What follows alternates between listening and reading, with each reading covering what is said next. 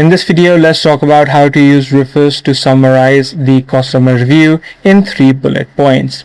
Now, if you're trying to look at a summary or want to summarize the reviews of a particular product inside of Amazon, instead of Rufus, you'll be able to now see the option of Alexa, because Rufus now has been completely removed or discontinued and now has been completely replaced by Alexa. So you can scroll down to a bottom of a particular profile inside of Amazon and you'll be able to see the option called Alexa being displayed. You can ask in any sort of questions. In order to add in or summarize the reviews, you can add in a quick prompt like this so that Alexa will summarize all of the reviews in 3 bullet points. You can hit send, and as easy as that, you will get 3 bullet points on why this product is good or even bad depending upon your prompt.